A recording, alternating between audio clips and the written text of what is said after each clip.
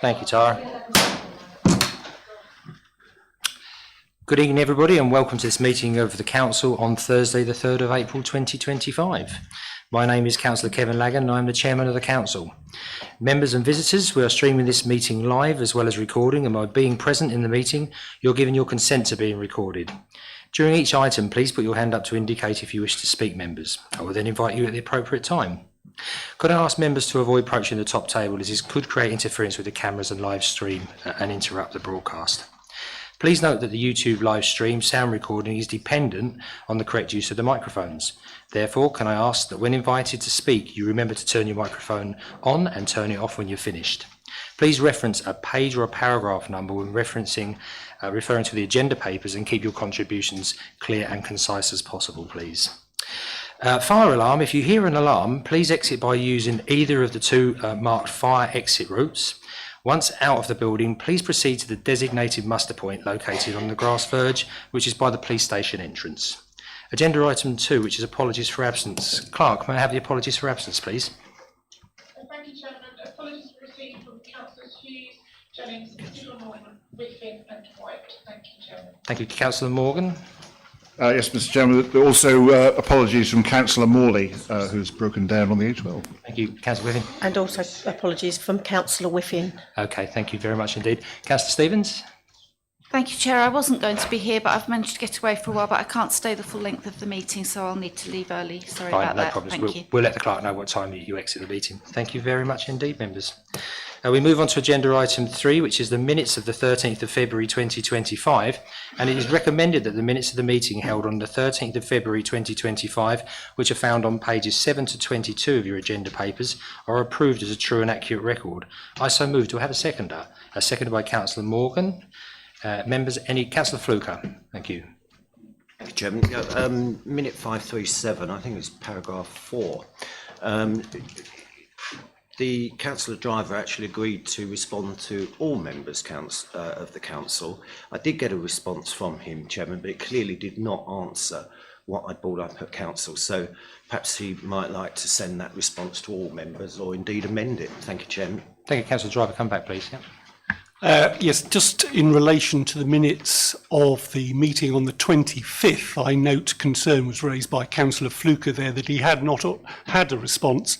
I promised to give him a response. I haven't moved to that meeting yet. Well, I was responding to Councillor Fluker, but I'll pick this point up when we come to the minutes of the following meeting then. Lovely, thank you. Well, we'll check that within the minutes, and then we'll deal it from there. So with that notation from Councillor Fluker, members, are you happy to agree by assent? Agreed. Thank you very much indeed. We move on to agenda item 4, which is the minutes, Councillor Driver, of the 25th of February. It is recommended that the minutes of the meeting held on the 25th of February 2025, which are found on pages 23 to 28, are approved as a true and accurate record. Do I have a seconder, please, as I move? Thank you very much. Councillor Neil. Councillor Driver, thank you.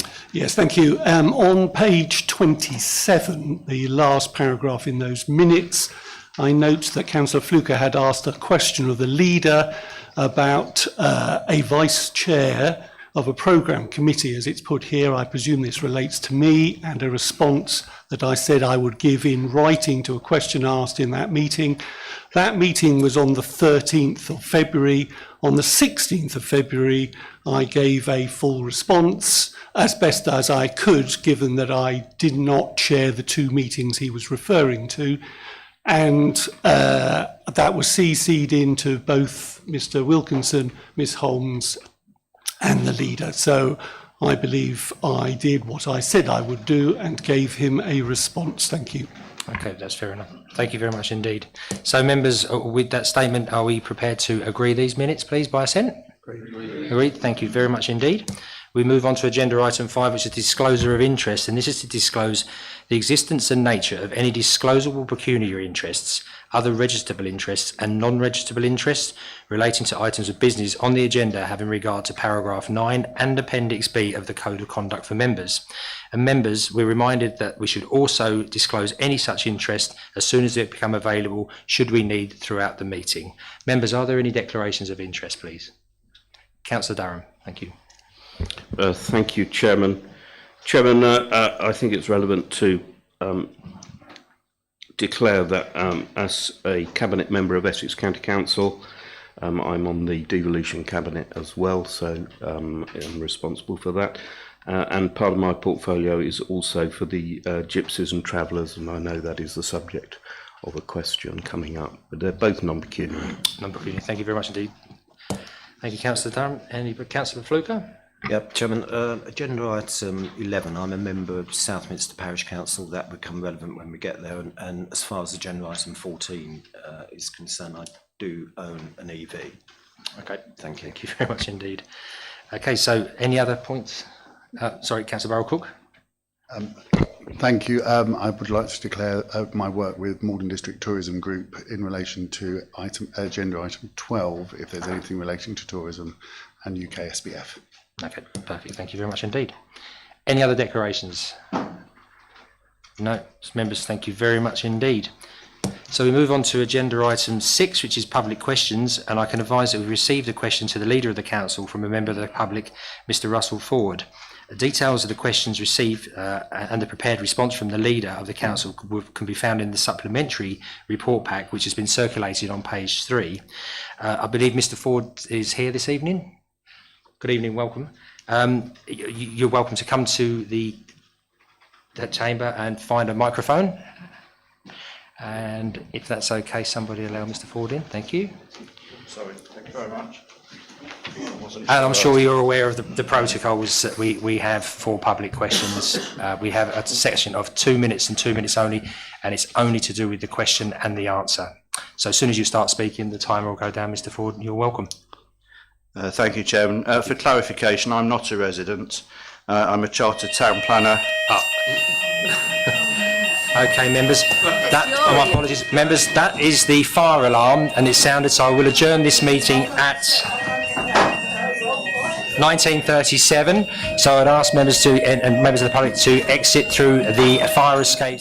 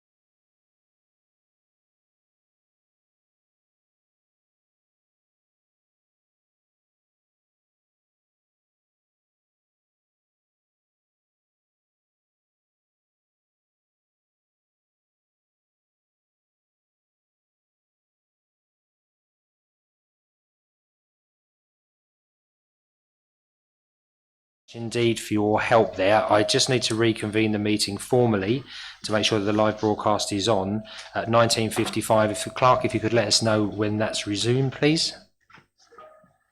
Yes, Chairman, the stream has started. You can carry on. Thank you. Thank you very much. I'd just like to pass over to Mr. Wilkinson, the CEO, just to say a few words on what we just experienced. Thank you. Thank you very much, Chairman. It's just to thank everyone for their cooperation in moving outside and indulging us in the fire drill. Just to let everyone know that this was a planned fire drill that we'd had planned well in advance before Christmas. We don't normally have this many members of the public in the chamber, and I want to reassure members of the public that this wasn't a contrived event for this evening. It has been planned. We were going to do one over the winter time, but because of the uncertainty around the weather, we thought we would wait until the springtime when it got a little bit lighter. Tonight was identified some months ago, so apologies for the inconvenience, but a big thank you. It's something that we have to do. Thank you. Thank you, Chairman. Thank you very much indeed, Mr. Wilkinson. So, Mr. Ford, we'll carry on where we were. So, again, we've reinstated the time. So, from when you start talking, please, the clock will start. Thank you. Thank you, Chairman. On behalf of the residents of Wood and Mortimer, I'm appalled at the consistent failure of the Council to act reasonably, reliably and effectively in managing issues relating to the threatened gypsy site at Maldon Road, Wood and Mortimer. My question is simple. When and how will the Council fulfil its duty with energy, skill and precision to protect the residents of Wood and Mortimer, to prevent the ongoing propagation of this gypsy site, which as a result of underperformance and error continues to proceed unabated to the detriment of the local environment and to the health and well-being of local residents? Mr. Ford, thank you. Leader, please respond. Thank you for the question. I'm aware that the professional officers from across the Council's environmental health, community engagement, planning enforcement, development management and legal teams are already involved in the activities to evaluate and monitor activities taking place on the site referred to in the parish of Wood and Mortimer and Hazley.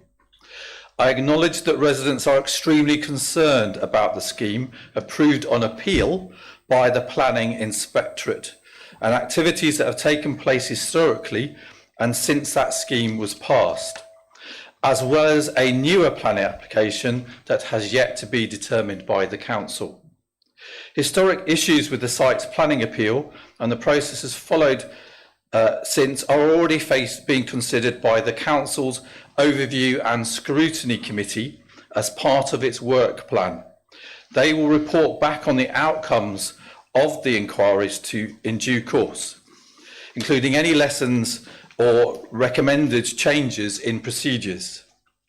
I also understand that officers are already in discussion with the members from that ward and have agreed in principle to support a multi-agency meeting being held with representatives of the site and interested community parties. I suggest this stance and it will enable all parties to discuss each other's concerns and positions in a fair and safe environment. Leader, thank you for the answer. Mr. Ford, thank you very much indeed for your question and your understanding. Thank you. We move on to agenda item 7, which is Chairman's announcements, and I've got a couple this meeting. First of all, I'd like to extend a sincere welcome. I'll just bear with us 1 second. Thank you very much indeed. Thank you.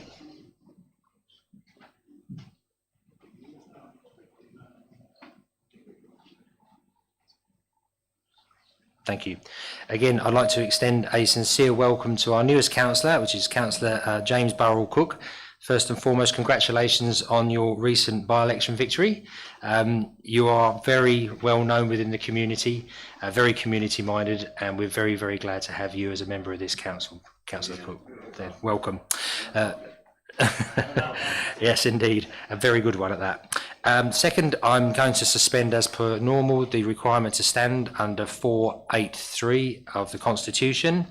And I'd also like to make an announcement. We've been gifted a very beautiful painting by the Sibley family in honour of their parents, which we're going to have reframed, and we'll put it into a prominent location so that people in the district can actually enjoy this painting. It's a lovely one of the promenade looking up the Bath Hall to the barges.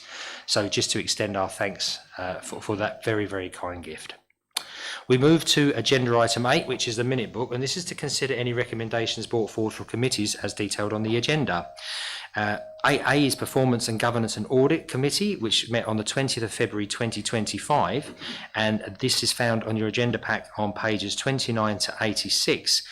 There are some recommendations, and I call upon Councillor Nick Spenceley, the Vice Chairperson, to present them. Councillor Spenceley, thank you. Thank you, Chair.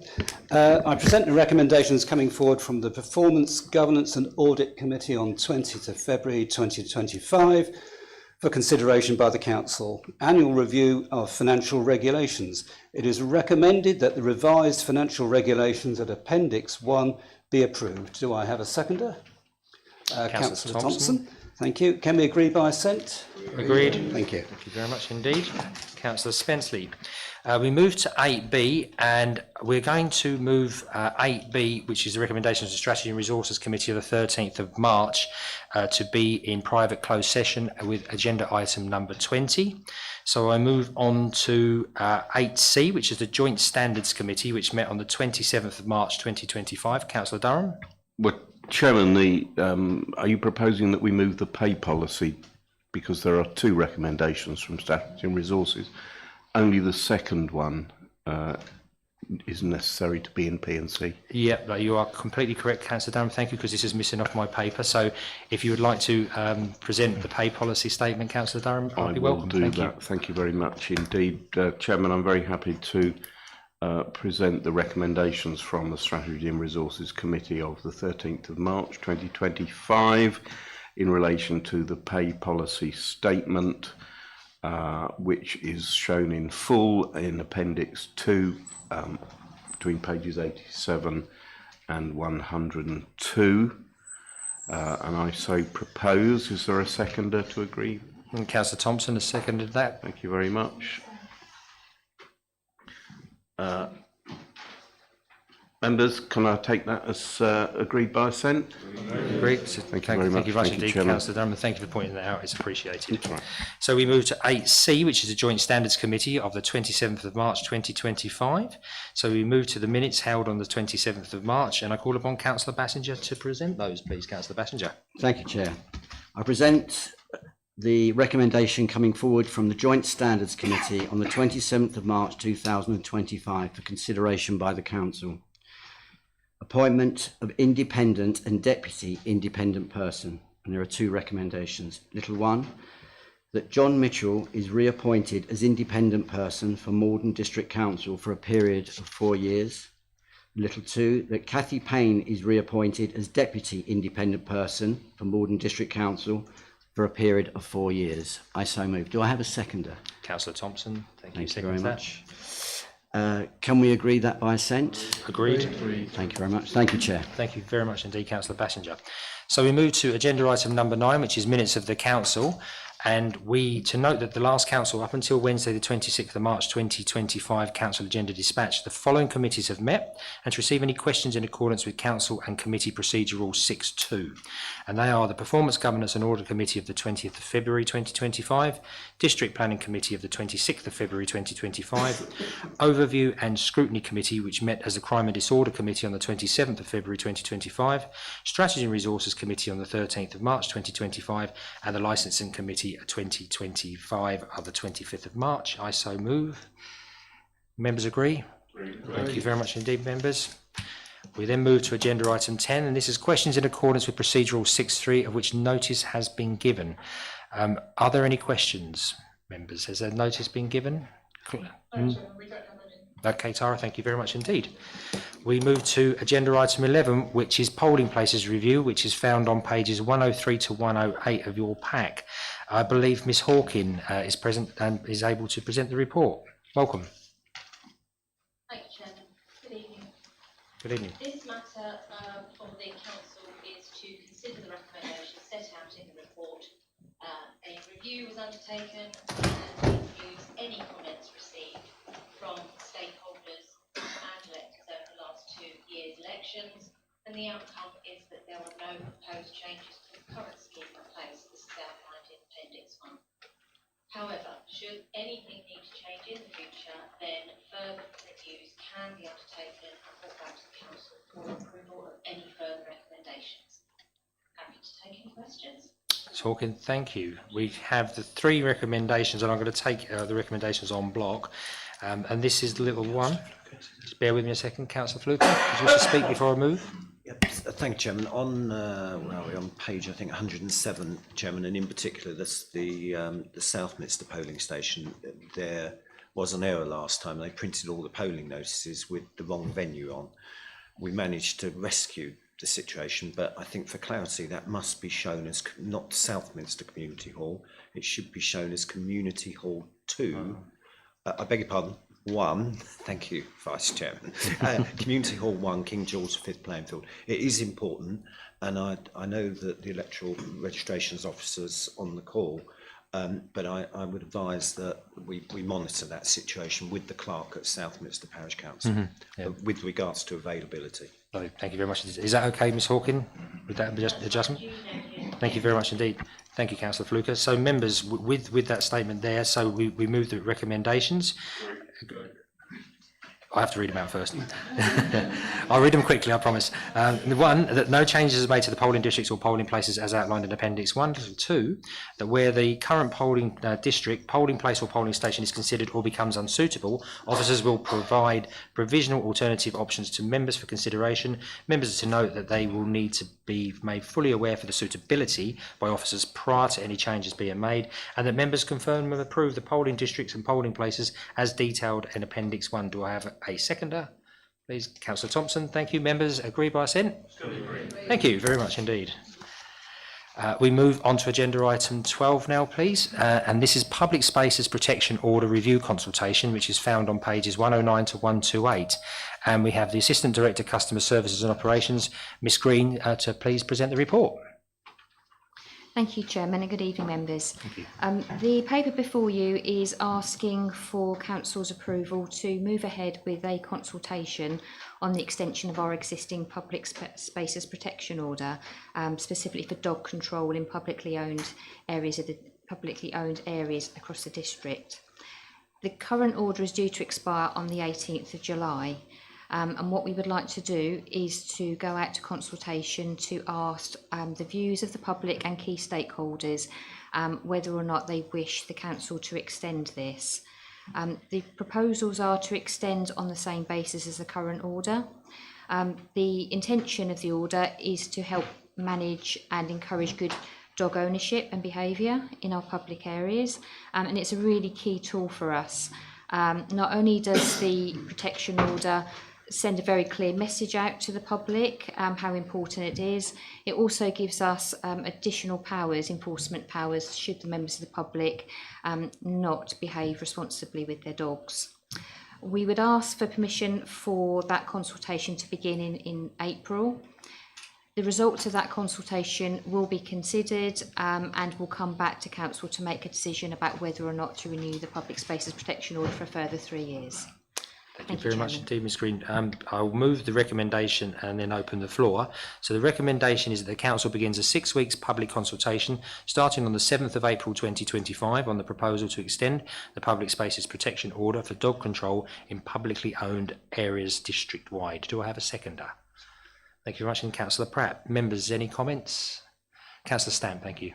Yeah, thank you. I remember when this was carried out previously, because some of us in Burnham-on-Crouch really wanted it to be extended along the quay and along the rugby pitch, because if you look at the times that are being requested here, the rugby doesn't take place when the restrictions are actually on. Rugby is a winter sport, not a summer sport. And I can remember looking back at this a few months ago, and the results were that residents wanted to extend it, but this council previously, or the officers before, didn't follow the recommendations because they thought it was going to be too drastic and cause too much trouble within Burnham on Crouch. Now, I'm prepared to stand up and say I would like it extended if at all possible, and the figures do actually meet the criteria and residents do request for it to be extended. Because if you note, members, on page 111, it actually does say complaints of dog fouling, 104 from 2022 to the current date. Issues fined for dog fouling, none. I mean, it's great putting these restrictions in order, and a lot of us do actually get very cross when you walk, especially when you've got visitors and you're walking down the quay. You have to say to the visitors, or if you're actually taking somebody to, I don't know, whatever you want to do, to go down the cafe or the pub, watch out for the dog mess, watch out for the dog mess. And what actually usually happens, and it's no disrespect, because lots of us do it, or can do it, people start chatting, because it's a friendly place in Burnham, and they don't realise, yeah? So if you've got your dog on a lead, don't drag it when it's doing his business, because you're not keeping an eye on it. Make sure that you are adhering to these PSPOs, or Public Space Protection Orders. I would personally recommend that we actually extend them, and officers look into that and maybe strengthen the consultation. Thank you. Thank you, And if I'm not elected again, it's nice knowing you all. Did you skip the screen? Thank you, Chairman. We can certainly consider that to be included as part of the consultation. With regards to enforcement, I can confirm that our community engagement officers are all currently receiving additional training to help support the enforcement of the Public Space Protection Order and enforcement notices. So we should, as we go forward, we have a number of new community engagement officers that are being trained, and that training will also be used to update training to our existing community engagement officers. So it is absolutely intended that we will use, if this is extended, that legislation to ensure that it is enforced. Thank you. Councillor Sampson, come back. Please. The queue of the people wishing to speak. That's okay. I welcome the training, but they have to be there, and they have to know. We know when it's fouled more, and that's not often when the CPOs are working. So sometimes you're going to have to think outside the box, I'm afraid, to actually start to find people as a deterrent to stop, other people doing it. Thank you, Chairman. Thank you. Ms Green, can you put your microphone off, please? Councillor Passenger, please. Thank you. I agree with Councillor Stamp, and what I would like to say, though, is that perhaps hand in hand with that is the fact that there are sufficient dog poo bins around, because there's nothing worse than walking around and finding little bags tied on trees all over the place or hanging on gateposts. So I think we should extend it, but I think we should also make sure that there is provision for people to actually pick up and dispose of. Fair point, well made. Councillor Bell, next, please. Thank you, Chairman. I was Minister of Dog Poo for a long time in Burnham on Crouch, and one of the things that I remember at that time that worked very, very well was community engagement officers working on intel. So people would report to me at 7:30 in the morning, this person's letting their dog poo here. I'd inform community engagement, and they would do stakeouts. So I don't know if that's something that you still have the capacity to do. Poo stakeouts, yeah, if that's something that your team still has the capacity to do. Thank you. Thank you. Any comment, Ms Green? Thank you, Chairman. So the intention is that there will be some reactive and proactive work undertaken in respect of this. As members may be aware, we are looking to reinstate some of our arrangements so that we are working with the public a lot more, so that we can get that intelligence both in Burnham and in Maldon, and we absolutely will look to do those reactive checks where we have intelligence. Absolutely. Thank you. Indeed. Councillor Fittock, thank you. Thank you, Chair. I would agree with Councillor Stamp. The sports are played across the winter periods rather than just in the summer periods. I know there's a principle of exclusion in the consultation to say dogs can't be on football pitches, so you could argue that would be the reason, but I don't think it would be clear enough to people, out of season. So I think to be more specific and say no, it's all of the time would be more appropriate. Councillor Fittock. Councillor Fluker, please. Chairman, I think what Councillor Fittock says is right, and Councillor Stamp, but on page 1116, from a public health perspective, I mean, I think the council should try and do everything it possibly can to keep the football pitches that are sort of along the side of Park Drive there. Keep the dogs under control there as well, because there's nothing worse when, you know, the kids turn up on a Saturday morning or a Sunday and dogs off leads when they I'm trying not to say have a poo, when they defecate. You know, if they're miles away, people who say they can't find it and everything else, and then an hour later some poor child turns up. So I do wonder whether or not we should extend or create a new area C on page 116 to include the football pitches. Point, thank you. Councillor Stilts, thank you. I actually agree with Councillor Fluker on that, because when you look at those football pitches, I mean, that's where we hold some of our big events during the summer.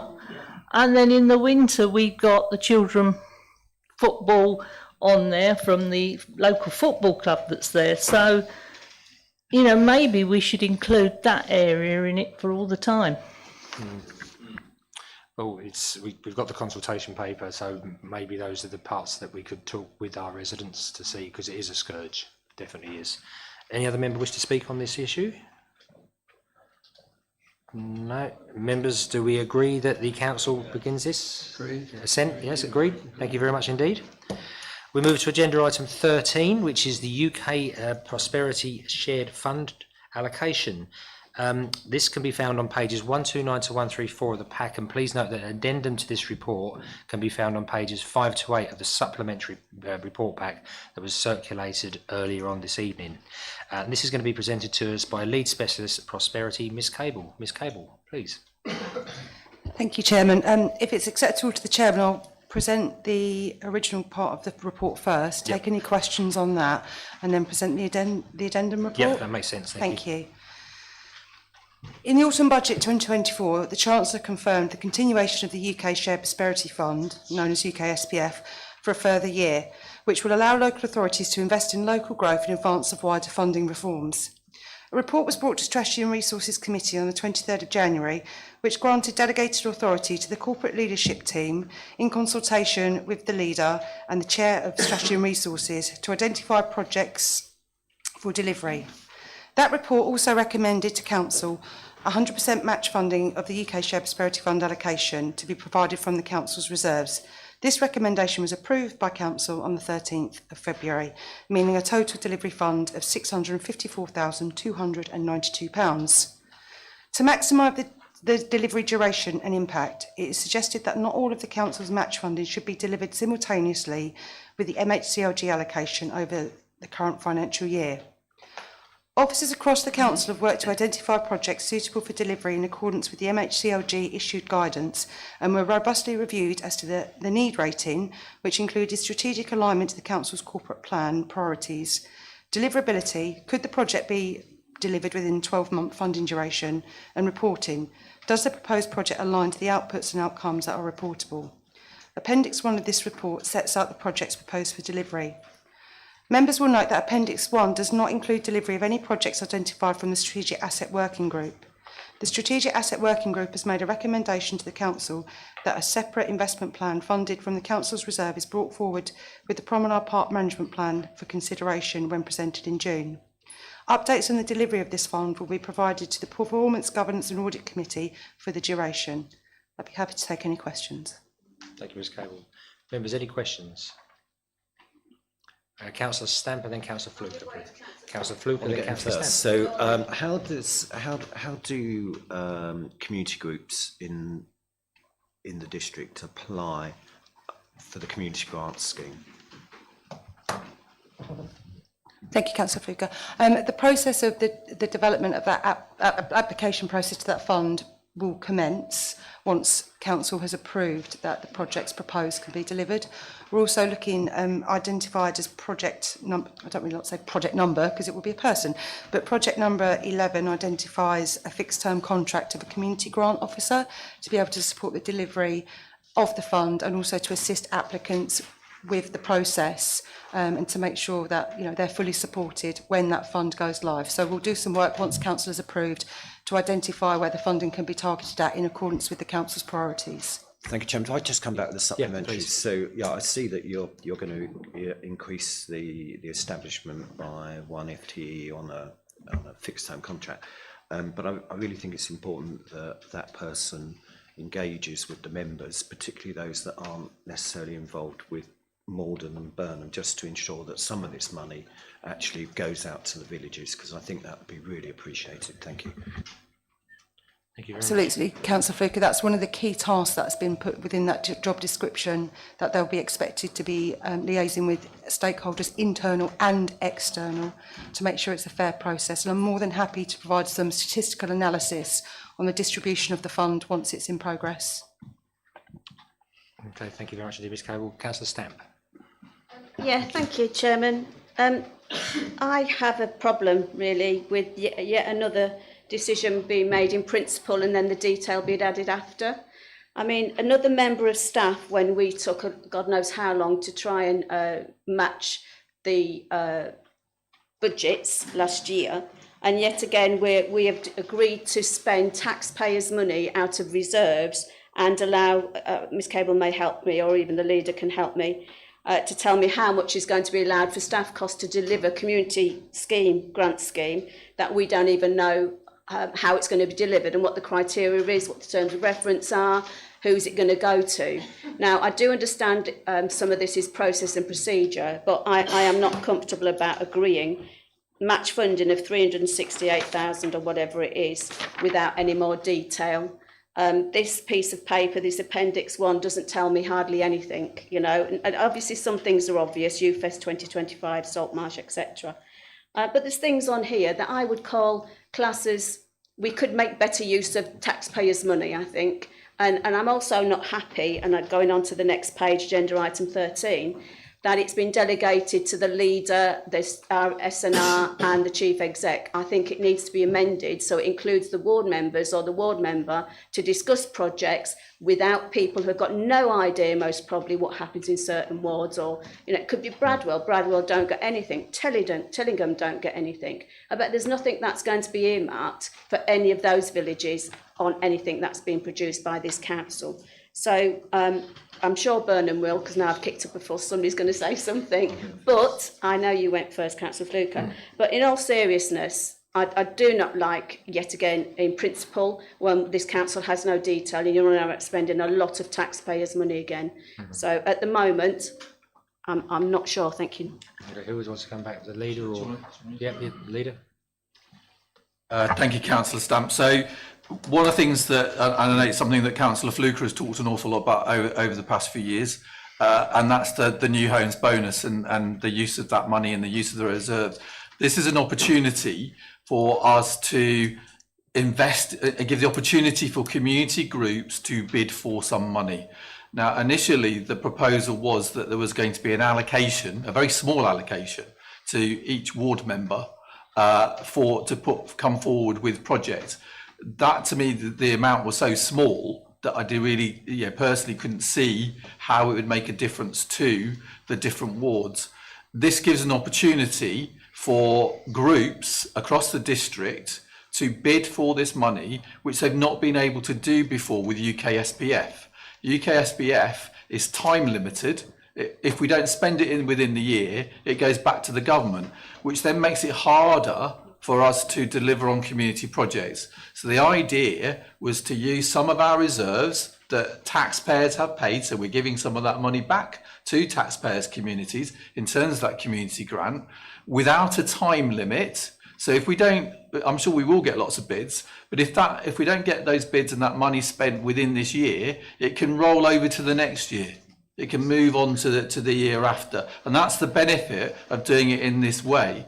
I really hope that, once we've got the detail of the different projects and bids come forward and the process that we're going to use, in terms of those projects, it will be down to the communities to manage those projects.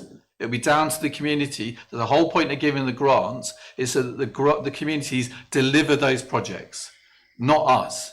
But they will have to have like we've done before with UK SPF and the Rural Prosperity Fund, they've got to have a good project plan to get the money. So we're expecting them to come forward with those plans as part of the bidding process. And one of the things we did with UKPS is we rejected quite a lot that don't match, and Councillor Durham will vouch for that. Yeah, we reject quite a lot that don't actually meet the criteria, and that's the crucial thing about this. But this gives, for the first time ever at this council, it gives the opportunities for any community group to bid for some money. Councillor Stamp. I'd like to come back. I mean, it's all right. You knew all those things. I'd never heard about the opportunity to go to members and they could decide what in their divisions. Locality, Essex do it called, it's the locality fund. They actually know their wards and their divisions far better than somebody else who doesn't actually visit their wards very often. So, you know, I would have certainly supported that, but that's the first time I've even heard of it. But what you've also just said is that they're going to bid for it. You see, the problem I have is nobody knows exactly what that means. Well, neither do we at the moment. Well, We haven't got that word. it's not a dialogue, it goes through the chair. But what I'm actually saying is you've just turned around and said that we are then going to give it to the relevant parish councils to deliver the project. So is it going to be delivered by this council or is it going to be delivered by the parish and town councils? If it's delivered by the parish and town councils, why are we paying for another officer to deliver at a cost of God knows how much money? Thank you, Mr. Stamp. Peter. So we need the extra resource because at the moment, in terms of the economic team, we've got 2 people. Yeah, and they're really, really busy because they're doing a huge range of different things to ensure that we deliver this money in the right way. That's why we've looked at this temporary post. In terms of the bidding process, we don't know that detail yet. That detail has got to be finalised. If a parish council or a town council comes forward and says, right, we'd like some money, but actually, which is what we've done with the Rural Prosperity Fund, we've got 30,000 in reserve. Well, then we'd say to them, well, why aren't you using some of your reserves? Yeah, why don't you match fund it with us? So the whole process of this and how we evaluate has not been set yet. The previous proposal was that each ward member would get £1,500. Now that to me, exactly. So that was my view, Councillor Stamp. It goes nowhere. So that's why, along with the chair of SN or the vice chair of SNR and officers, we said we need to make this more effective. And that's what we've done. I think now we've got a fantastic opportunity for the district to help community groups grow, develop and get funding that they've never been able to access before. Thank you. Thank you very much indeed. Councillor Fittock next, please. Thank you. Thank you, Chair. Well, I must admit, when I first saw this coming forward, I was a little bit disappointed in terms of my understanding is that we were match funding the UKSPF for the purpose of using that money across the district as a grant portfolio for parishes.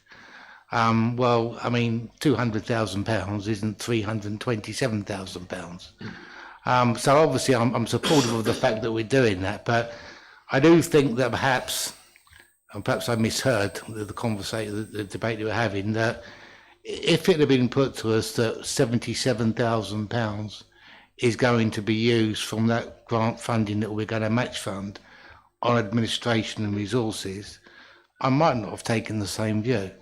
However, I am supportive of the proposal, but I would like some reassurance that the contingent that's put there, 86,278, is optimised into that to add to that 200,000 pot, and we don't find at a later date that the contingency is used for next year's resources or something like that. Thank you, Chair. Yeah, Lily, come back to that, please. Yes, Councillor Fittock, that's exactly what the contingency would be used for.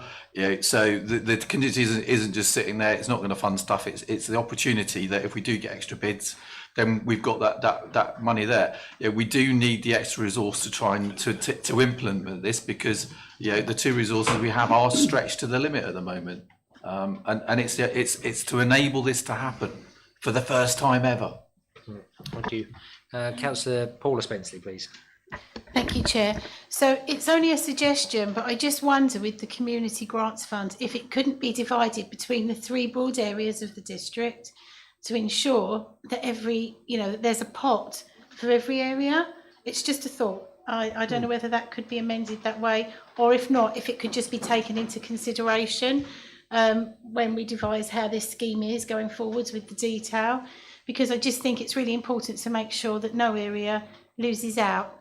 The other thing I was quickly going to ask, I've got a second thing because I am a little bit confused and I may be completely wrong about this, but in my ward, in Heybridge West, at point 8, we've got 99 Wood Road Community Supermarket location. I thought that that was a domestic property. So it might be something different. I might be thinking of 99A, but my understanding is that's a property we own. So I was a bit worried if we were using it for that instead of actually housing someone in temporary housing. So I can't, yes, thank you. Yeah, Ms Cable, thank you. Thank you, Councillor Spencer. So you're correct. Wood Road is residential on the first floor and it's retail mixed use on the ground floor. So this concerns the building, the property that used to be. It's been used as a laundrette. It's been used as a fish and chip shop previously. And at the minute it's vacant. So that funding would go towards renovating that property to make sure it's suitable to use as storage and the potential for an open supermarket element for residents in that ward and the district to be able to purchase lower cost food items. Mm-hmm. Thank you very much indeed. Thank you. Councillor Fluker, please. Yeah, thanks, Chair. And I just wanted the leader to clarify something because it was a little bit unusual, but then again, the way this is funded is unusual. But the point of clarity is that can parish and town councils actually make applications themselves to this fund? I can see him nodding, so I'll take that as yes. Thank you. Leader, yes, of course they can. So it's open to any community group, organisation across the district. Yeah, I think from listening to members, I think the crucial thing is when those bids come in, if at all possible, and I think logistics can be difficult to do, but we try and involve ward members wherever we can, or we inform them about those things if they're not aware that those bids are coming in, and we keep an analysis of where the bids are coming from and where it's been allocated to, so that we then try and be fair in terms of how this is used across the district. I don't think we can sort of, petition it up and build walls. But I think, we're trying to make it as fair and visible as possible and try and, this is about involvement. And when this first came forward, I had the flu. And then I looked at it and went, oh, okay, I'm not quite comfortable with this. And we've had a discussion. And I think what we've got now in terms of the solution is excellent. Thank you very much indeed. Thank you. Any other member wish to speak on this? Okay, Ms Cable, would you like to carry on? Thank you, and I'd like to apologise for the submission of the addendum report, but as members will see within the report, the deadlines that have been provided to us are not generous. This report is to inform members of the 2025-2026 Rural Prosperity Fund allocation, or REPF, as I'll call it from now on, from the Department of Environment, Food and Rural Affairs, DEFRA. On the 4th of March, DEFRA confirmed that REP will continue for a further year with up to 33 million of capital funding available to eligible local authorities to invest in local growth in England. This notification did not confirm the Council's allocation. On the 27th of March, Maldon District Council received the confirmation its allocation for 25-26 will be £129,077, with an expectation of delivery to commence on the 1st of April. The Council has previously delivered its REP allocation in partnership with the Rural Community Council for Essex over a 2-year period, with 21 organisations receiving grants totalling £430,328. This partnership allowed for a dedicated officer to manage applications to the point of proposing them for approval. Within Appendix 1 to the report, an internal resource is proposed for 18 months, project number 11, to support the delivery of the One Maldon District Partnership Thriving Places Grant and Community Grant Scheme. To ensure the Council fully delivers this allocation within the timescale provided, it is proposed to utilise the funding for capital projects that support the Corporate Plan 2025 to 28 priorities, within the Council's parks and open spaces. So not to disadvantage the community from the opportunity to apply for grant funding, members may wish to consider replenishing the REP allocation from its reserves for 26-27. This would also allow time for a developed capital grants programme to be established and communicated, ensuring organisations have sufficient notice and time to apply. I'd be welcome to take any questions. Thank you very much indeed, Ms Gilbert. Any questions? Councillor Stamp, thank you. I have questions. So, bottom line is, how are you asking Council more to match fund something again? Is that what this report is asking? Well, one's going nod and the other one's saying yes and one's saying no. Right, so- Ms Cable, yeah, respond, thank you. Not to match fund in this financial year. It would be to match fund from reserves in the next financial year so that we don't disadvantage the community for a process that, due to the timescales, we're unable to satisfy. Okay, so through you, Chair, with this on mind, why have we got this as an urgent addendum when it's not really urgent? If you're not going to come to ask for money, it could have come at a later date and we could have had more information. So I would personally, not everybody is the same, I understand that, but I'm really one for detail and understanding where the money is actually going and how it's going to be spent. This is taxpayers' money. And I'm not comfortable, so I don't see why we need to approve this. And if we are going to approve it, I'd like it to make an amendment to the recommendations to actually include ward members, for any schemes that could come forward from this funding, if it is match funded. Thank you. Ms Cable. Thank you. Apologies for having my back to you, but I'm worried I'll do myself a mischief if I. So the Rural England Prosperity Fund is a capital-only scheme, which means, in essence, the purchase of stuff and things, tangible assets, for an organisation or business. We've seen from the delivery of the previous allocation, organisations in the district find this very, very hard to achieve within a strict time frame. My concern is that we have a number of community grant programmes that are due to commence this year, not just funded by UK SPF, but from other sources as well. For organisations to respond to with a coherent application and deliver a capital project within the time frame that we have would be extremely challenging and could result in clawback of the grant if it's spent incorrectly from DEFRA.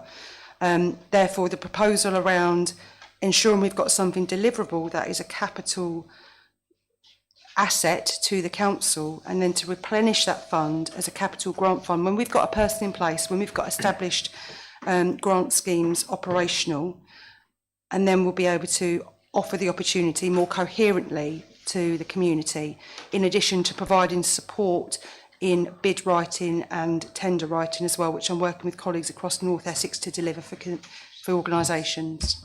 Thank you. Councillor Stamp. Thank you. I sometimes have this mantra, sometimes it's going to cost you more to deliver something which is less. So sometimes the answer is no to do something. So, okay, I may be the bar humbug in the room tonight, but I did actually make an amendment to the recommendation. Does anybody second it that it includes more ward members? Which recommendation? Because we've got First 6. one. The first one? Oh, I'll wait till you do it. Yeah, do we do it then? I've notated that you want to call for that. So, Councillor Durham, please. Thank you. Yeah, thank you. I mean, Ms Cable actually sort of hit the nail on the head. One of the problems of this is that it's a capital-only programme. But of course, every capital expenditure brings its own revenue commitments with it, and this is one of the reasons why it's been so difficult allocating grants for seemingly capital only, because you're giving whoever the grant goes to a revenue burden that sometimes they couldn't stomach. And, you know, I'd far be it from me to say that the government haven't thought it through properly, but they haven't thought it through properly. Thank you, Chairman. Thank you very much indeed. So, members, anybody else want to contribute? Councillor Siddle, I think you've got you down as the last speaker. Yeah, so the thing, Councillor Dunham's right, and in terms of, we've done this for 2 years now, and we get organisations, businesses bidding for this money. What we did last time was use the Rural Community something or other Council of Essex. So we did fund someone to do this for us before. Now what we're having is someone in-house that will manage this for us. So we've got more control, and therefore it's easier to work on this. And the thing is, with this fund, we've got to, that money's got to be used within a year. And by the time we've set everything up, we're already probably 3 months in. So then that limits it, and it's got to go to capital.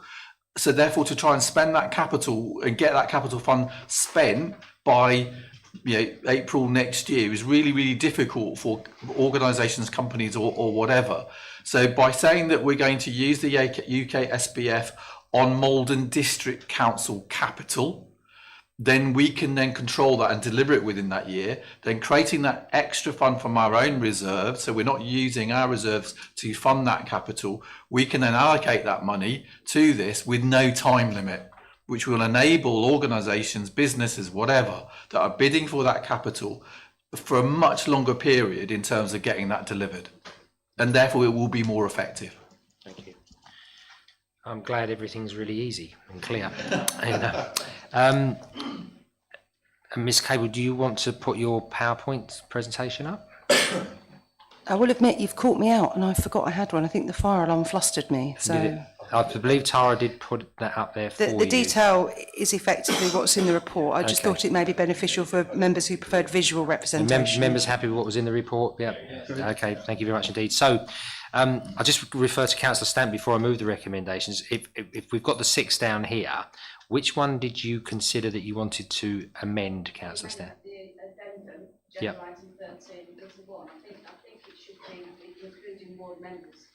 Okay, is that amendment seconded? It's Councillor Stilts. Members, do you vote to accept that amendment? Agreed. Agreed, yeah. Anybody not agree to that amendment? Okay, actually makes perfect sense. So thank you, members. So I'm going to go through each of the recommendations, but I'll move the first 3 on block, and then with the amendment onto the little one onto the addendum ones on page 5, I'll move those on block as well, members. So we'll go through it. The members note, little 1, that the work has been undertaken to identify projects under the delegation granted to the corporate leadership team in consultation with the leader of the council and chairperson of the Strategy and Resources Committee. Little 2, that members approve the proposed projects for delivery under Appendix 1 of the report and delegate authority to the corporate leadership team to progress with the funds provided. And little 3, subject to the approval of recommendation little 2, that members approve the commencement of delivery from the 1st of April 2025 in advance of receiving the funding from the Ministry of Housing, Communities, Housing and Local Government, MHCLG. Updates on delivery will be provided to the Performance Governance and Audit Committee for the duration of the fund. Do I have a seconder? Councillor Stamp? Can I just have clarity? Because I thought we'd already voted on this before. No. So can I do an amendment to little 1 on this one, please? You So can ward ask. members are included? And all agenda item 13? Well, if you think about little 1 on this one, it's about to note the work that's been undertaken. Well, that's why I didn't think I could put an amendment to it. You can't, because all we're asking is for that to be noted, but you certainly can, and which has been agreed by the chamber, to amend little 1 on addendum 5. Yeah. So we just need to move that. Members, do I have a seconder for these amendments? These things. Councillor Bound, thank you. Members, we agree those by assent. Thank you. And now we move on to the addendum. So, members, with the amendment to Councillor Stamp, what would you like to say? Would you just like to add into that including ward members? I think that's what we've agreed. Yes, Chairman. Okay, thank you. Tara, did you get that? Yes, Chairman. Thank you very much indeed.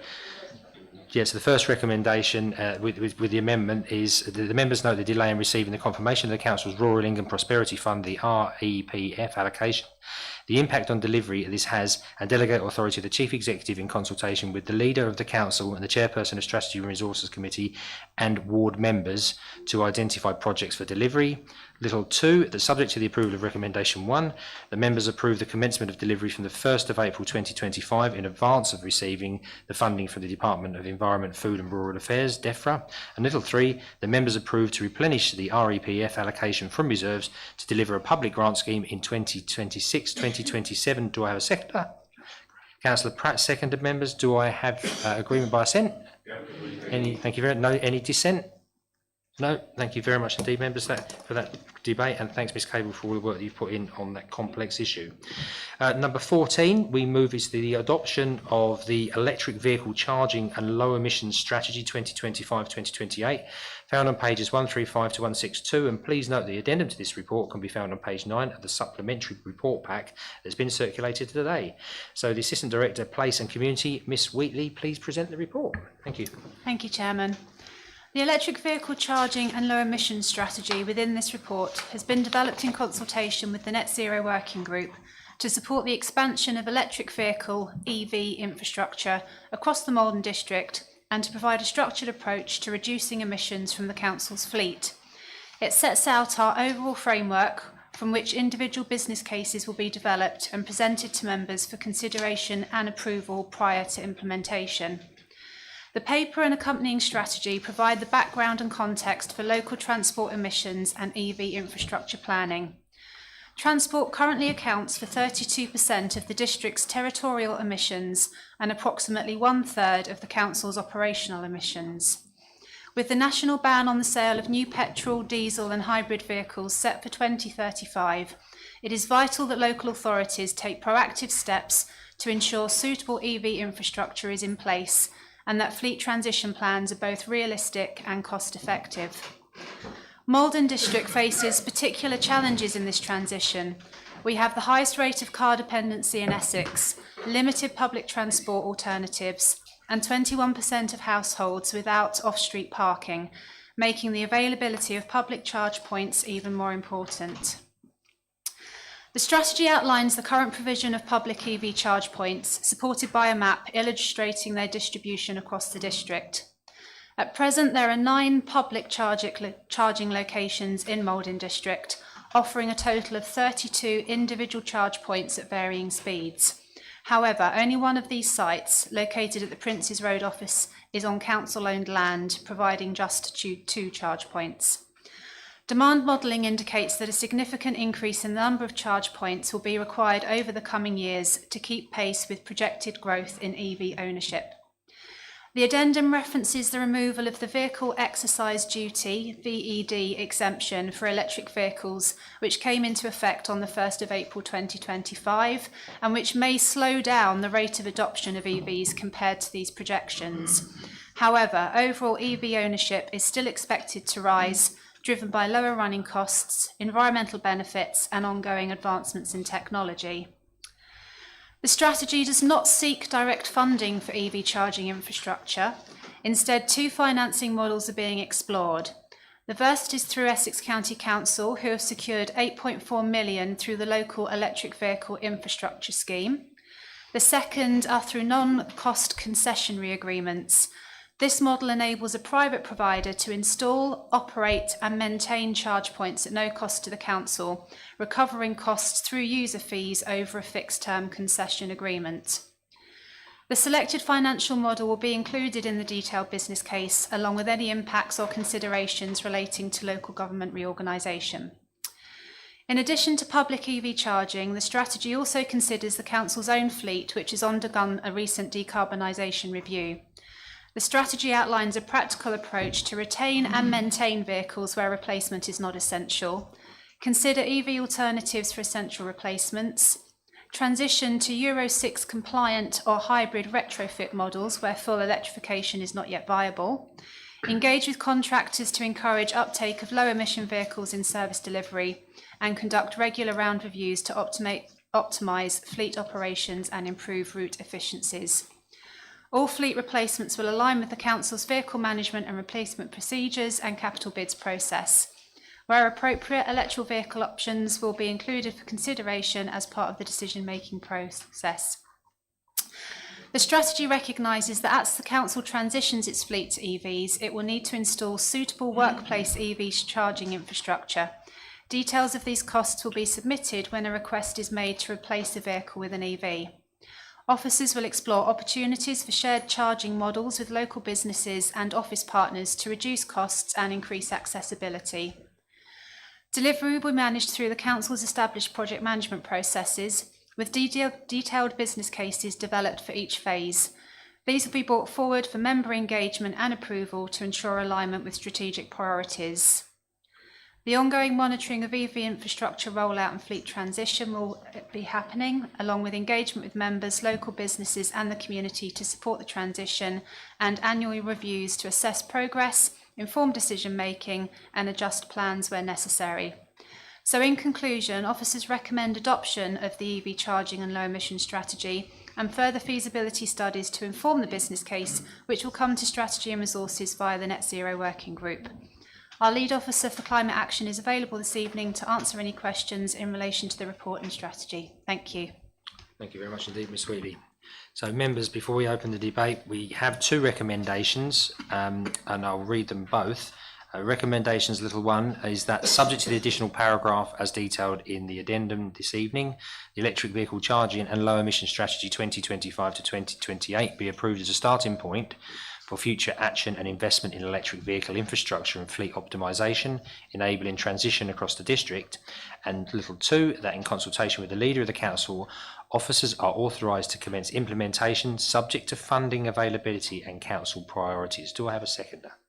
Councillor Siddle.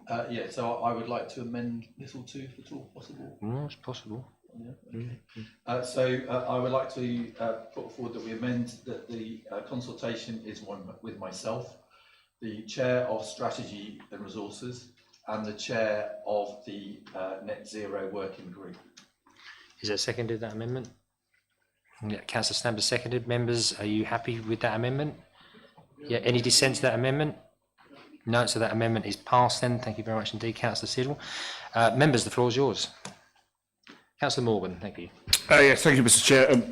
Mr. Wheat, I know, will be aware that there was an attempt made, not by this council, I hasten to add, but an Essex County Council organisation to put electric charging units in residence parking places on the Hive.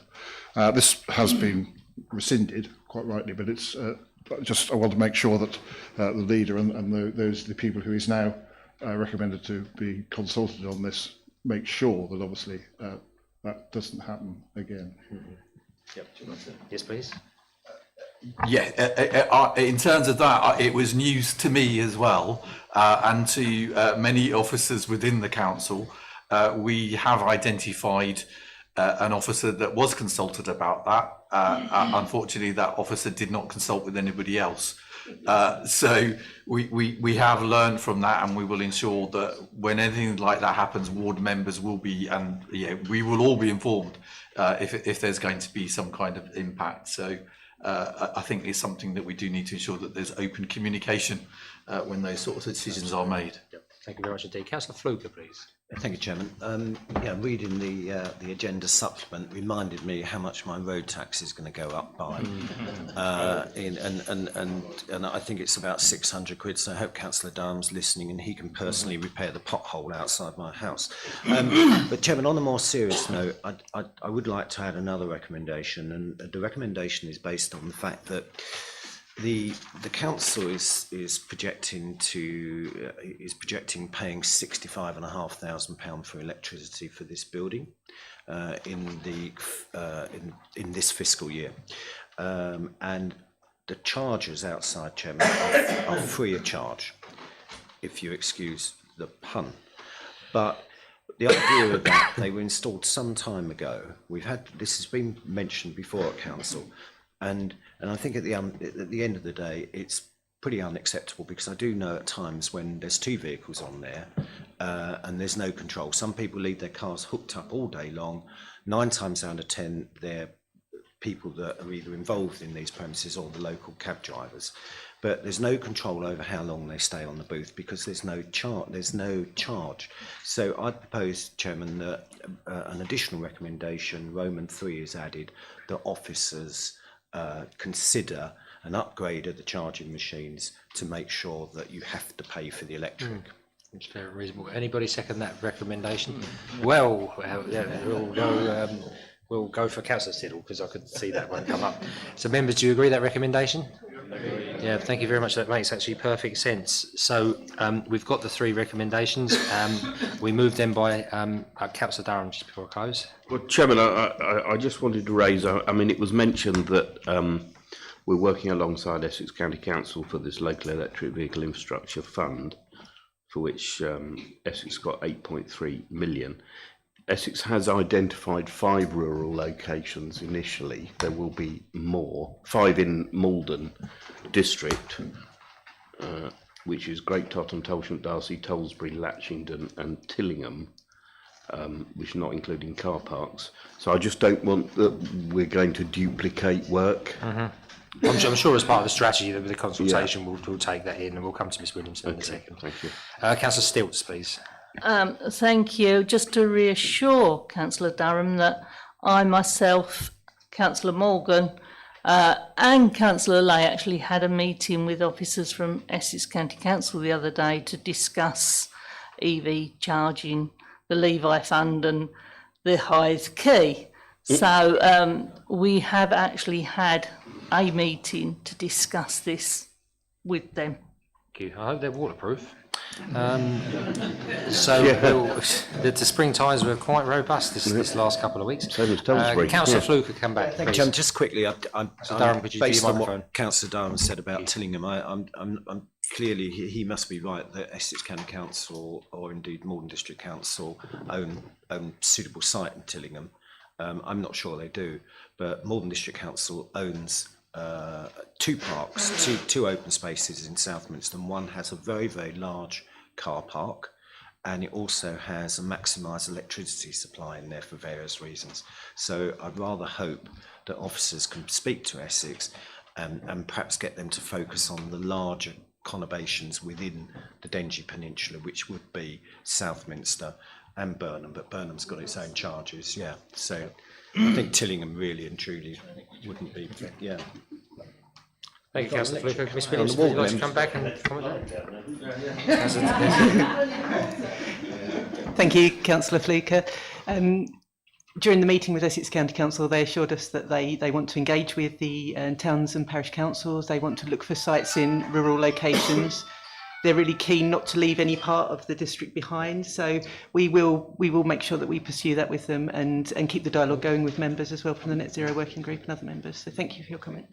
Yeah, great. Thank you very much indeed. Well, members, all of those recommendations have been moved. So with your permission, we'll move on to agenda item 15, which is Maldon District Council's response to the Greater Essex Devolution consultation, which is found on pages 163 to 167.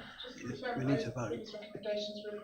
They were agreed, weren't they? We'd agreed by assent, all of those, including the amendment. And very remiss of me, I apologise, Ms Williamson. Thank you for a very, very, very good report, full of complexity that a simple man like myself could sort of understand. It's absolutely critical. It's really important that these things are written well, because the technical experts, non-technical experts, it's really appreciated. So I just wanted to present that, so thank you. Again, we'll move on to agenda item 15, which is Maldon District Council's response to the Greater Essex the Devolution consultation, found on pages 163 to 176. And I have call upon the Chief Executive, Mr Wilkinson, to present the report, please. Chairman, I think Ms Holmes is going to do this one. Okay. Thank you very much indeed, Ms Holmes. Thank you, Chair. Good evening, members. The paper before tonight, as you will all be well aware, the proposals for devolution. In December, the government published the English devolution white paper, which sets out the plans. I won't repeat all of those. A consultation has been issued by the Ministry of Housing, Communities and Local Government, otherwise known as MHCLG, which runs for 8 weeks and closes on the 13th of April. That consultation is seeking views on the proposals to form a mayoral combined county authority for the local government area of Essex County Council, Thurrock Council and Southend-on-Sea City Council, referred to as Greater Essex in the consultation. A draft consultation report has been produced following some discussion with some members, and the draft response to be submitted on behalf of Maldon is attached within the agenda. I don't intend to go through every question because they're quite long, the responses, and it's for you to decide tonight if you wish for that to be submitted on behalf of the council. Thank you very much indeed, Ms Holmes.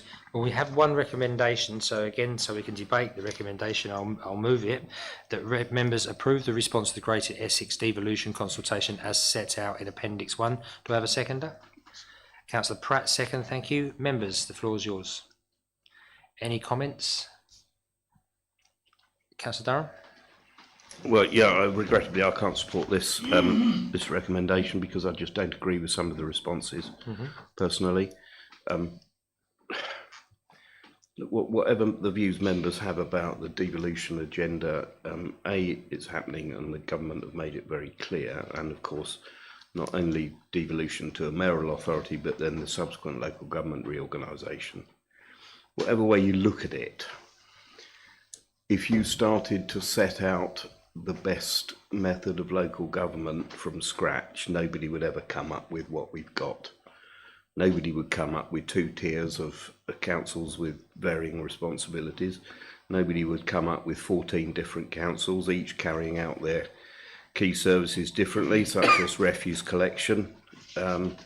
it wouldn't have 14 different council tax rates or 14 town or city halls or district HQs, 14 chief executives and heads of services. It just makes no sense either organisationally or indeed financially. So in my opinion, a mayoral county will reunite Essex, which Greater Essex, and bring it back, with the inclusion of Thurrock and Southend, and bring down additional powers from central government, which is desperately needed, and will bring down additional funding and strategic role for some of the key issues such as planning.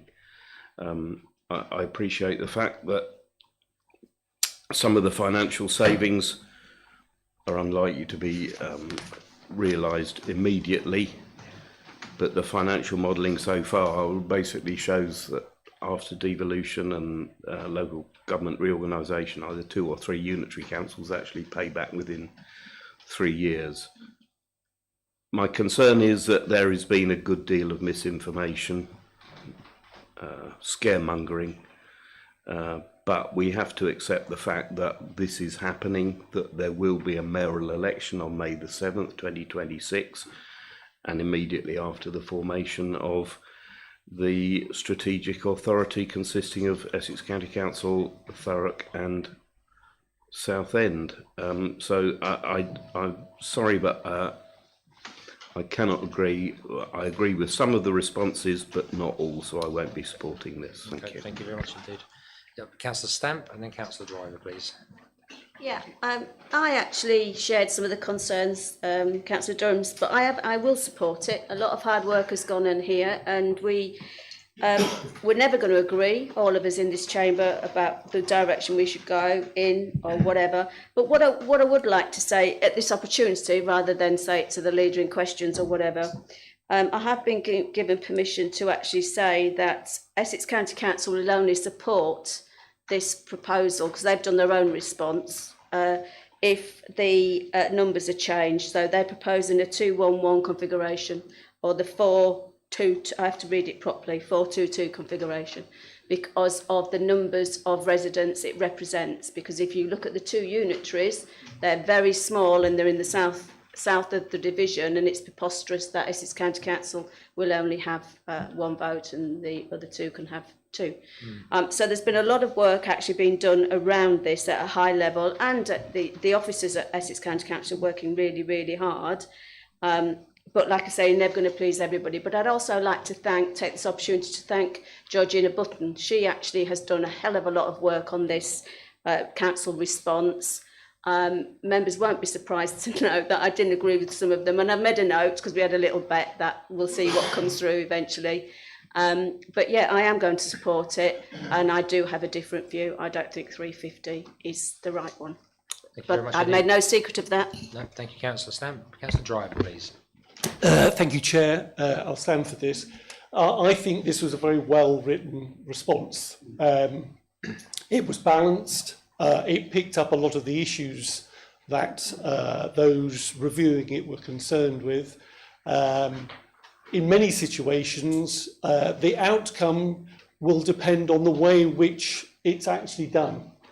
So there are possibilities for improvements, or on the other side, possibilities for us to step backwards. But I think this is a balanced approach. I think it's a balanced response, and I certainly will be supporting it. Thank you. Thank you, Councillor. Councillor Driver, thank you. Any other member wish to speak? Leader, thank you. It is a really, really good response. Yeah, Georgina put a lot of work into it. I went through it with her, then we went through it with the group leaders in terms of the scoring and working out what our view was, and we came up with a consensus. And so much so that other counties, other councils across Essex have looked at what we produce and actually used quite a lot of it themselves in terms of their responses. So we can be proud of what we've done at Maldon. I just want to repeat what I said at a North Essex Council meeting today. And yeah, I know Council made a decision around 5 unitaries. However, I am a pragmatist, and I think that's good as a councillor and as a leader, and I'm flexible. So when we go through the analysis, and we haven't got to that point in terms of the analysis of local government reform and the size of unitaries. Reorganisation, I answer. So whenever when we get to that point, if it turns out that 5 isn't right, then we should be flexible on that. We shouldn't be wedded to a particular number. Yeah, and that's the crucial thing. And and anybody who thinks that that we need to and if we remember what we decided at full council, it was in principle. Yeah, and that's the crucial thing to remember. So we need to be open as flexible as a council. We need to be open and flexible as members. Thank you very much indeed, Councillor Fittock. Thank you, Chair. I attended a forum, I think it was on Monday, held by the civil servants for the government, and I wouldn't disagree that it does look as if they're setting the system up for 3 unitaries as opposed to 5. Having said that, I do believe that 5 would be in our best interest as a district in terms of keeping it closer to the residents. I mean, we can talk about numbers as long as we want, but it depends what report you read and what your focus is. I mean, there's a report just out from Grant Thornton saying, well, big is better from a financial perspective, but it doesn't necessarily deliver better quality of services. So I think as we move down this rabbit hole, it's really a question of, are we going to do what's the cheapest and let the residents suffer the consequences of that, or are we going to focus on what provides the best quality of service? It looks like the government are probably going to go what's the cheapest, but that doesn't mean to say that we've got to back away and say that we accept it. We should make sure that what we provide to the residents is the highest quality of service we can, and that should be the focus. The cost end up being the cost as far as I'm concerned. So I will support it, but I do agree that it's an uphill struggle. Thank you. Just remember that we're debating the response. That's the key thing, okay? So just focus on that, because I have a point which I'll make in a moment. Councillor Fluker, thank you. Thank you, Chairman. You clearly read my mind, because I was just going to say, can we go to the recommendation? Because we seem to be, going through a lot of well-rehearsed arguments that we've heard before about this. So, Chairman, I would propose that we agree the recommendation. Just before we move that, I just want to say something that it's a very good report, very well put together, very well written, but there's some scary stuff in there from my personal perspective about clean energy, and it's definitely the N word. Members know that I'm not in favour of nuclear, so it's something that I just feel a little bit uncomfortable about. And I know Councillor Durham and I sit on different sides of the fence, and that's what democracy is about. But I can't go past that, because I can't support nuclear, so I don't know what that actually means. So I can't support that, and I wanted to be open and transparent. But congratulations on the piece of work. So in line with Councillor Fluker's request, we've had it report given, we've had a debate, we've had the recommendation, we've had it seconded. Members, are we approving the recommendation? Agreed. Anybody want their dissent recorded? Councillor Durham, Councillor Bell and Councillor Lagan, please. If we could just record that dissent, please, Tara. Thank you very much indeed, members. We move on to 16. Which is agenda item 16, Overview and Scrutiny Committee. It's a member scrutiny request outcome for the corporate project land at Heybridge, which is found on 177-180. And leader is Councillor Morgan to present this report. Councillor Morgan, please. Yes, thank you, Chair. So the purpose of this report is to inform the Council of the outcome of the Overview and Scrutiny Committee's deliberations on the matter. And if I can just get that. And following a referral by Councillor Fluker, in fact, on this project, and a detailed scrutiny exercise of the corporate project around the land at Heybridge, I highlight this report for full council attention of the lessons learned and the findings. The detailed reports are available on the committee meeting papers, but I would like to particularly note a number of points which may not have been made clear beforehand. Firstly, that Maldon District Council initiated the whole project by approaching the landowners that the officers were aware of in the areas designated for development. that although the project started as an affordable housing project, the commercial element took over through the projects and members were not clear on this. Nor were they all aware of the level of communication with outside bodies such as Homes England or the registered providers, and in the end the project was found not to be financially viable based on this advice. There was also a turnover of members during the project time, and it is important that the organisation learns the lessons as set out in the report so that we're all clear on project deliverables for future endeavours. The report is for Council to receive, as the committee felt it was important to highlight for all members' awareness. We also ask that the Council identifies any actions arising from the committee's conclusions to inform practices and processes in relation to future similar corporate projects. So the recommendation is, little one, that the report on the outcome of the committee's works on this member's scrutiny request item is received and noted, and little two, that the Council identifies any actions arising from the committee's conclusions to inform practice and process in relation to similar corporate projects. I so move. Do I have a second? Councillor Durham. Thank you. Thank you indeed, Councillor Morgan. Members. Councillor Fluker. Can the council confirm how much taxpayers' money was expended on this project? I don't think we can do that here, can we? Just bear with me a second, we'll just seek some clarification from the monitoring officer. I don't actually know the figure to be.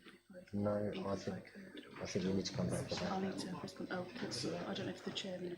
Yeah, it's purely anecdotal, but I think the figure of £250,000 was mentioned at one stage. Yeah, I think we need to.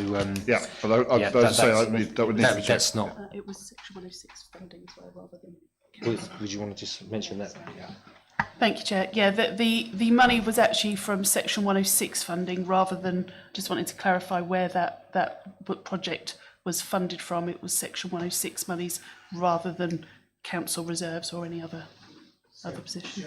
Thank you. And so the 106 funding that was used, I mean, was that just some kind of new homes bonus, or was it allocated for something else? Or I think Councillor Fluker, with respect, I think that's been dealt with by the review, by the committee looking at the scrutiny request. That information would be in the report, and I think it doesn't actually fit into the debate here, which we're looking at the recommendations. But, Chairman, so Councillor Fluker, I'd like to move on. Thank you. Well, any other I'm Spencer? glad it's been confirmed in the public. Thank you very much indeed, Councillor Fluker. Councillor Spencer, Paula, thank you. Okay, thank you, Chair. So for me, this was quite a protracted and difficult piece of work for the Overview and Scrutiny Committee. It took us quite a long time, an unduly long time actually, to establish how the project started. I think the Chair would agree with that, hopefully. And it also was very, very clear that one of the big lessons to be learned was that not everything can be treated as a way of making money. And actually the outcome is quite sad, I think, in many, many ways. But I think there are some lessons learned from it that are very, very important. And one of those is that we do need to have some trust and transparency. And I'm going to say that here between officers and members going forward, because I know that other members here will probably recall, as I do, that it was never made clear to us that we approached the landowners. It was always said that the landowners had approached us.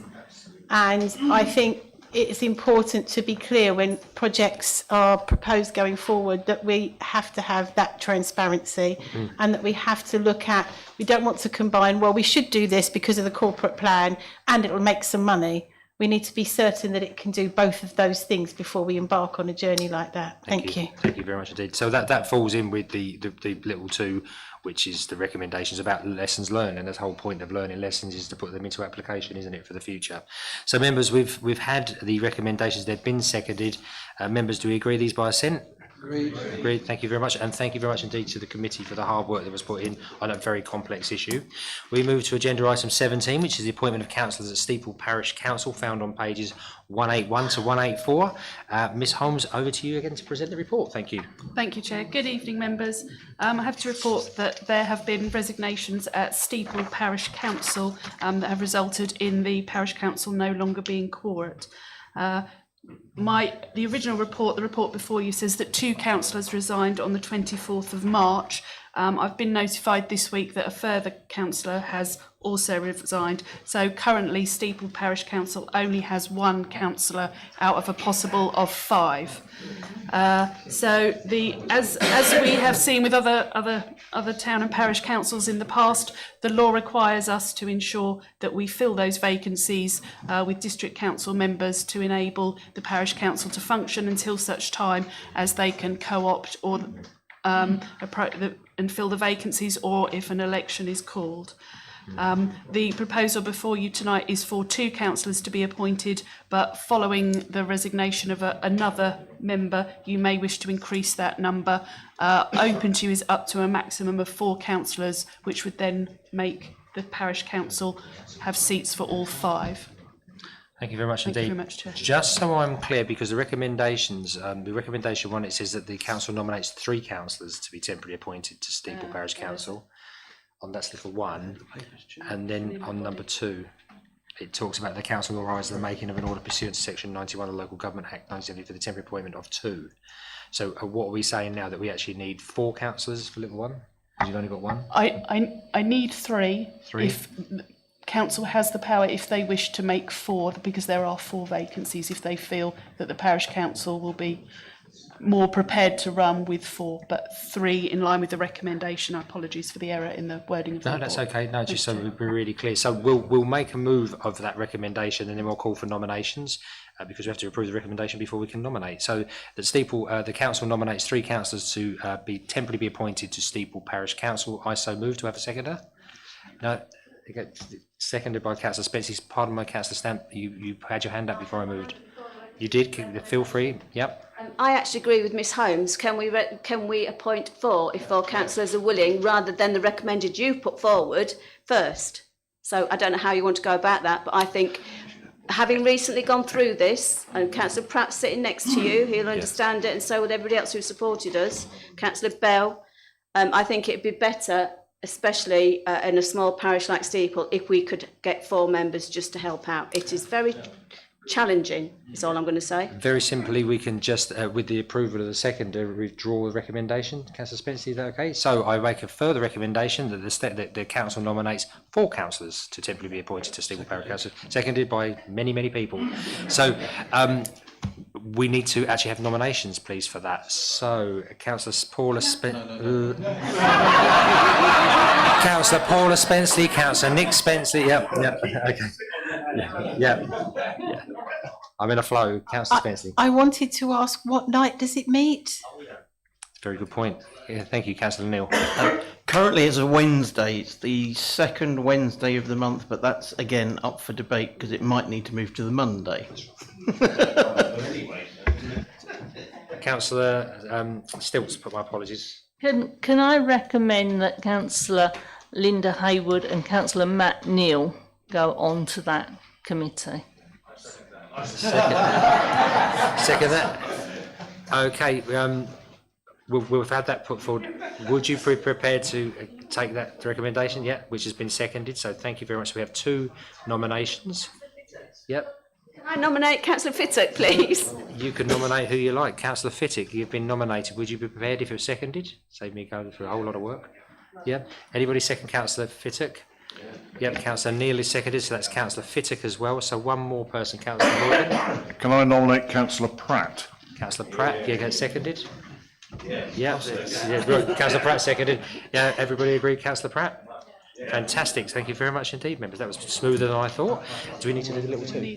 Okay, we need to do little 2 now as well. So this is the council authorises the making of an order pursuant to section 91 of the Local Government Act 1972 for the temporary appointment of 4 councillors to enable the parish council to act lawfully on the terms as set out in the draft order as appendix 1 to this report. Do I have a second, please? Yep, Councillor Morgan. We've got the four members there, haven't we? So we could go get that by set members? Agreed. Thank you very much indeed.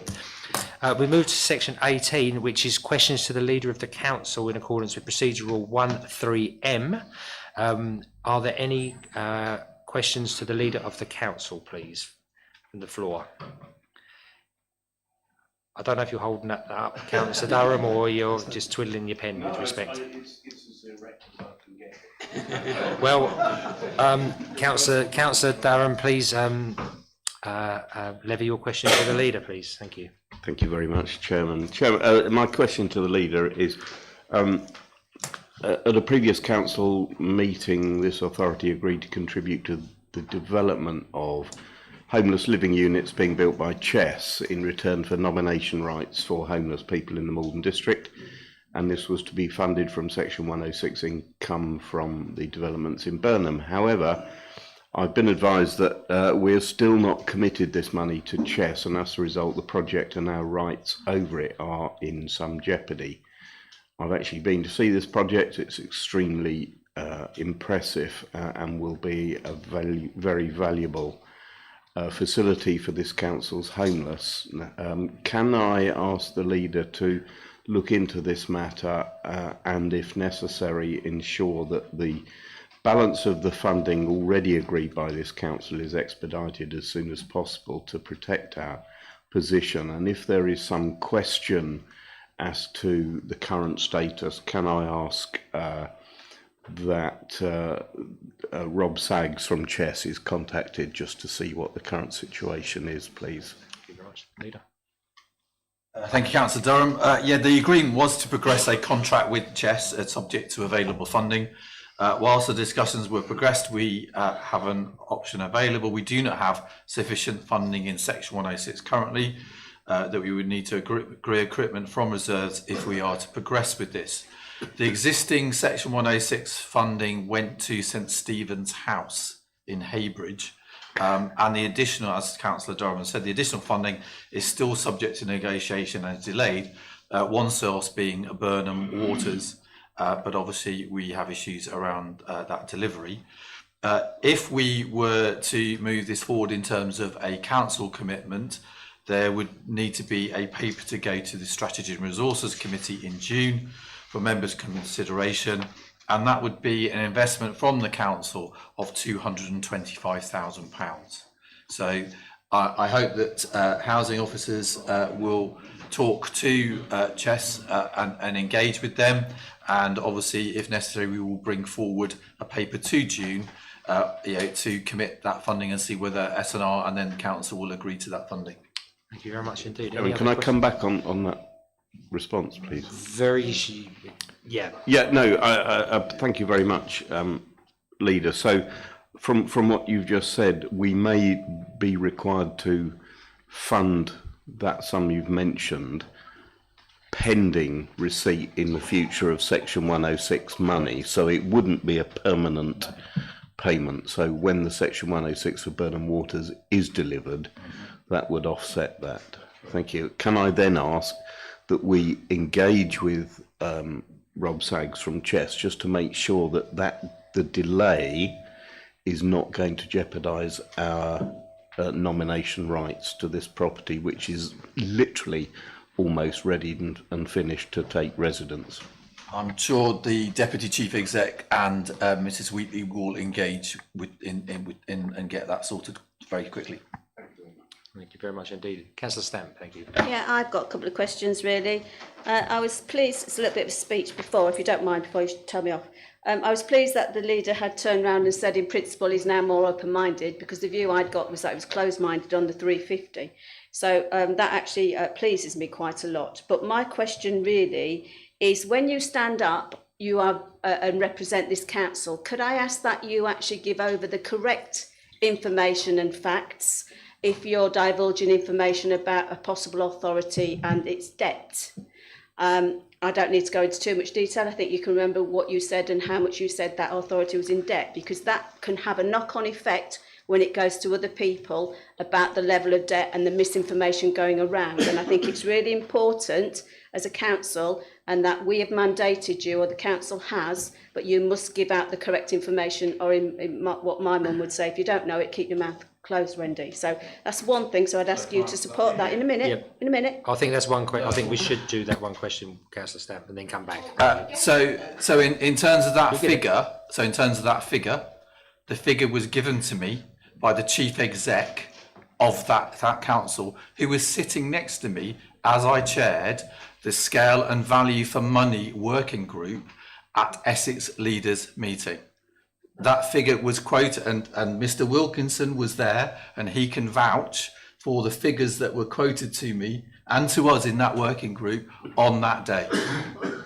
Well, rather than going to spat, I've been given different information, and I'm more than happy to take it offline about it, because it's really important that information, if it's going around, it is proper information and correct information, because it will put people off devolution and local government reorganisation. So my next question following on from that is, when are you, or when is this council going to set up a working group to actually speak about local government reorganisation and devolution, so it can be reported back to council on a regular basis? The reason I'm saying that is that it's a fast-moving beast. I would have thought there'd have been some update on tonight's council meeting regarding some changes. I know the consultation's gone in, but there are other things which I'm sure could have been mentioned tonight about working together with Essex County Council and organising, shall we say, the information groups that you need to attend, or the CEO needs to attend, to get the information to tell this council what we need to know. Because I'm really concerned that we're not being given the information as often as what we could do and should do. So will you agree to actually form a working group, it should have been tonight as far as I'm concerned, to actually meet, and you can relay when you go to your chief exec officers and leaders officers meetings, so it comes back on a regular basis. I think you've had a number of them already, but I don't feel we've had any information coming back. Thank you. I would love to give you information. I would love to give you information. I don't have any. I don't have any information to give you. That's where we are in terms of those working groups.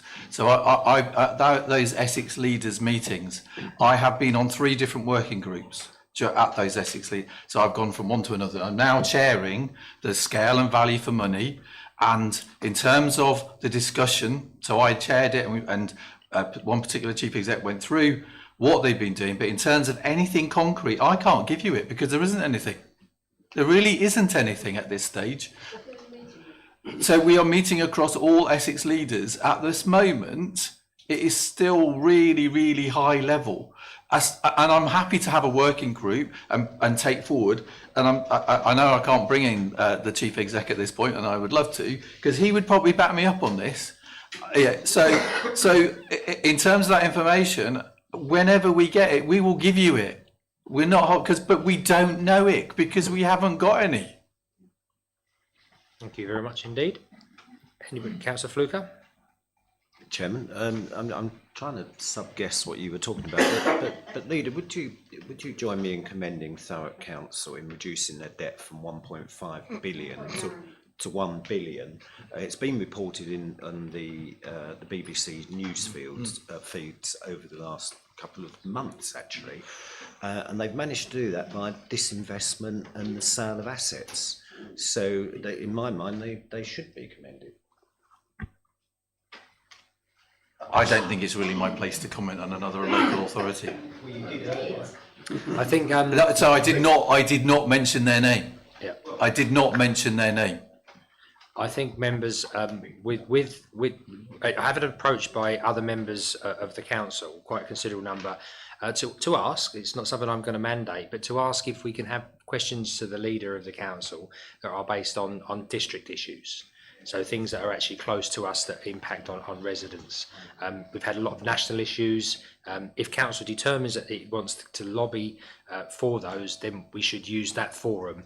But if we could just be mindful, national issues and issues outside the district is not really what that section of it's for. So, but I thank you for the questions. I thank the leader for the answers.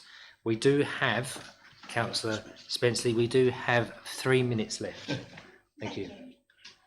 I would just like to ask the leader whether we have approached Essex Highways with regard to the fact that basically we didn't get the information we needed to get the money that had asked for the Section 106, which is over £2 million for pedestrian and I believe active travel improvements following our loss of the appeal for the 281 homes off of Broad Street Green. I don't know if members are aware of that, but the inspector decided not to award the sum of over £2 million that had been requested by Essex Highways due to the fact that not enough information was provided despite him asking for that afterwards. And I just wonder if we've made representations to Essex Highways with regard to what I see there as an absolute failure of to the residents of the district and particularly of my parish. Thank you. Thank you, Leader. Obviously, it affects my ward as well, and it is really, really important. I think officers are pursuing that from the gestures I'm getting. So, yeah, it is something, and perhaps if we can provide a written response in terms of the actions that we're taking, then that will be suffice. Thank you very much indeed. Thank you, members, for your questions. Thank you, Leader, for your responses. That being the case, we move on to agenda item 19, which is any other items of business that the chairman decides are urgent. I have none. So we move on to agenda item 20, which is exclusion of the public and press.